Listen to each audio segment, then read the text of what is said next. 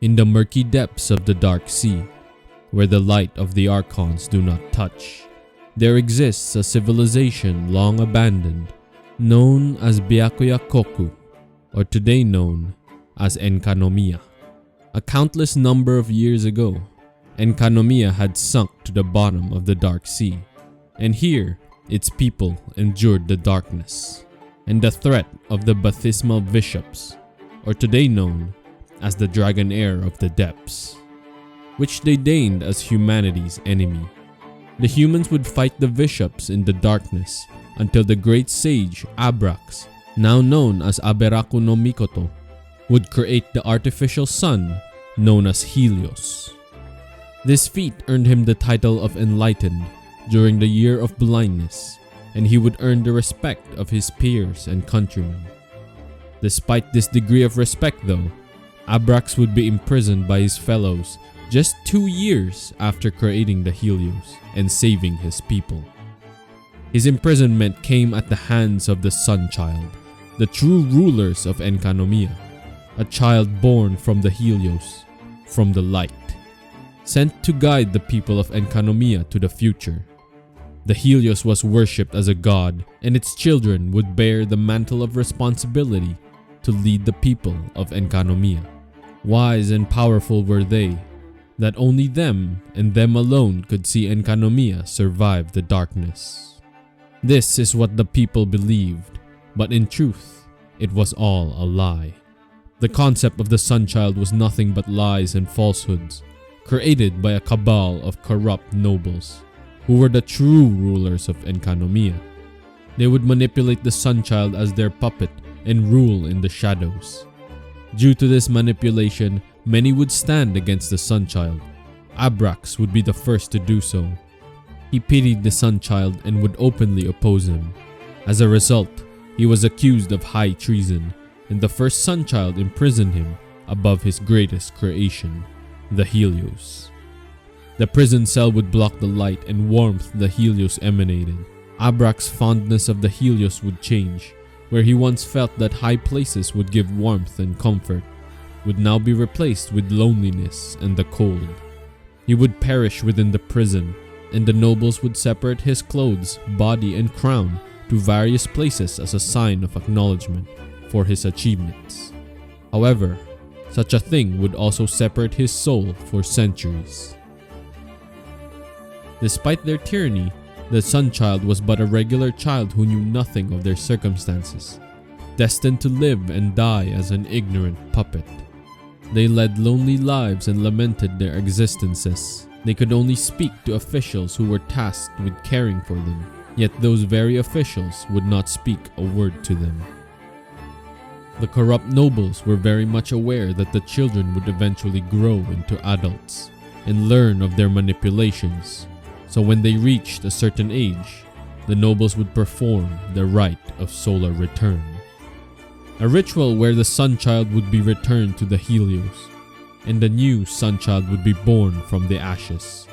While embellished to look good and sound prophetic and mystical, in truth, it was a horrific ritual enacted on the Sunchild, where they would be taken to the inner sanctum of the Helios and left there as the Helios would spin up and start.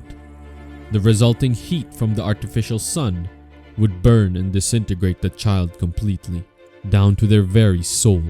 This horrific fate for the Sun Children would continue 7 times, and 7 Sun Children would be in power before it was stopped by the emergence of the Watatsumi Omikami.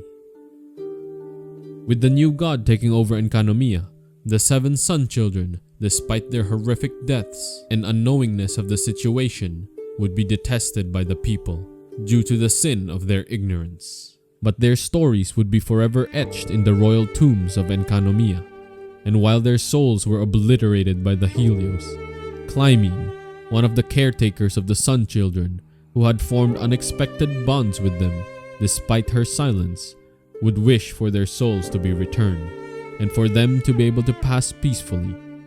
She would task the traveler with offering a Sango pearl to guide the souls back, using her own memories and the divine bridle to call them home. She would successfully recall the Sun Children, We learn of the 7 Sun Children thanks to her. Each of the Sun Children would have their own unique quirks and interests. In no particular order, the 7 Sun Children were Orupeusu no Mikoto, who was skilled in music as a youth, specializing in the playing of his lyre. His voice was so lovely that even the earth would be moved. His final words to the traveler were as follows.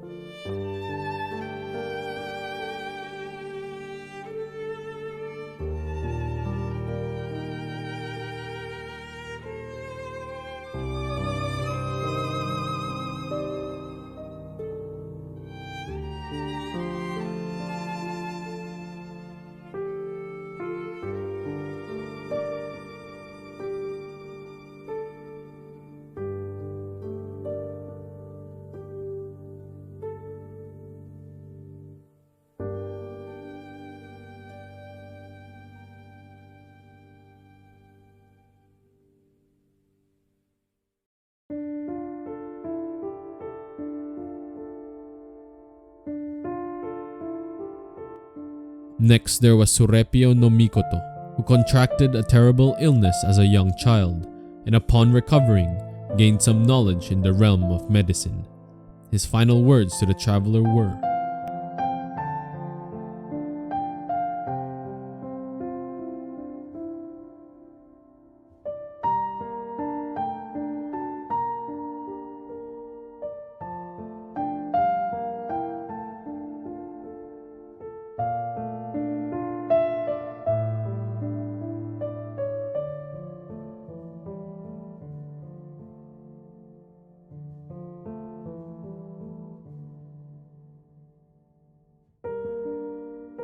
Next is Risutaiosu no Mikoto, who loved to imitate the craftsmen who molded with clay, creating sculptures of the female officials of the court that were exquisite and lifelike.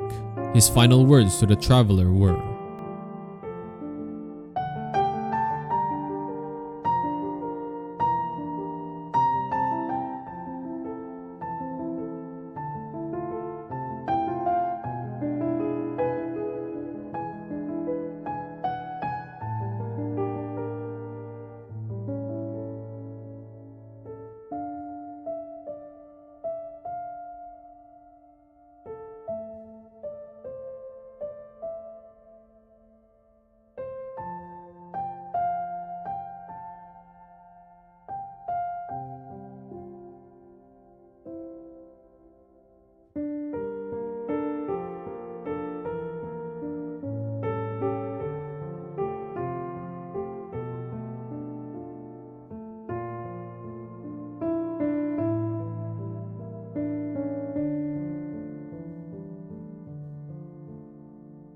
Next is Isumenasu no Mikoto.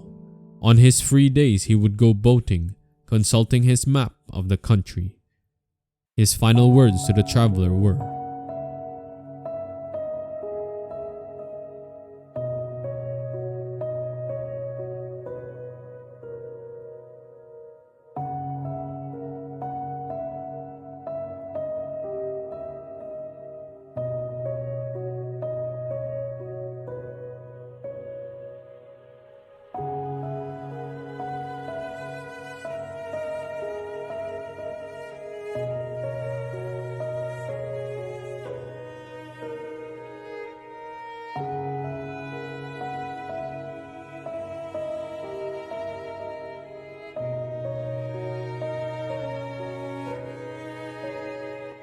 Next is Rikoru no Mikoto.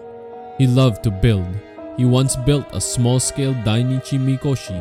It was 6 feet tall and immensely vivid. His final words to the traveler were,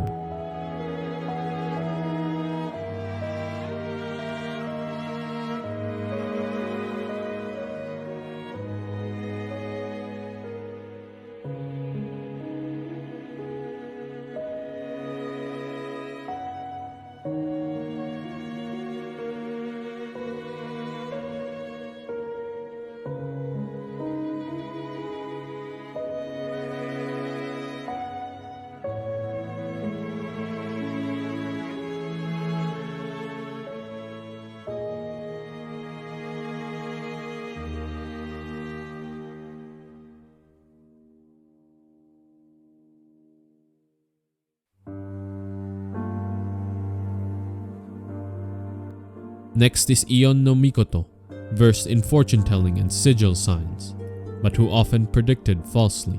Never errant, only when reading the span of his own years. His final words to the traveler were,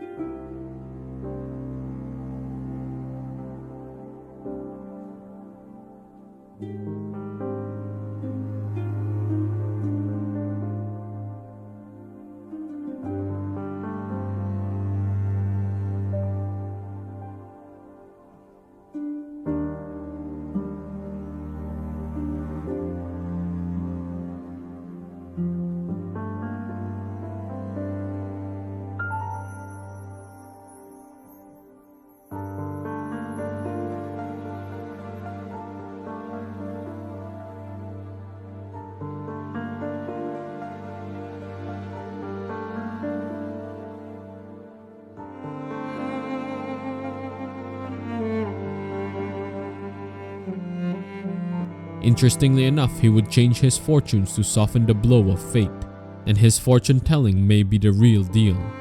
Yet, he could not read Paimon's fate due to some interference. And finally, we have Piramumon no Mikoto. Oft did he insist that there is a world beyond our skies, but they were just wild claims. His final words to the traveler were as follows.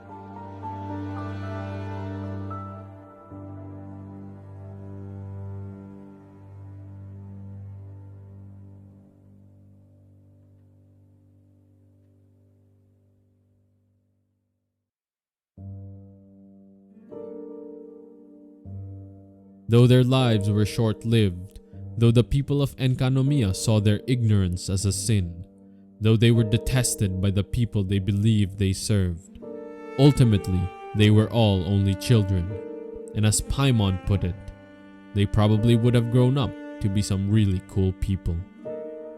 Thank you for listening. What did you guys think of the 7 Sun Children? Do you think their ignorance warranted the detest of the people? Or were they just victims of the corrupt nobles? Did their soul deserve the redemption that was given to them? And why does MiHoYo hate children? Let me know what you guys think in the comments down below. And again, thank you for watching. See you next video.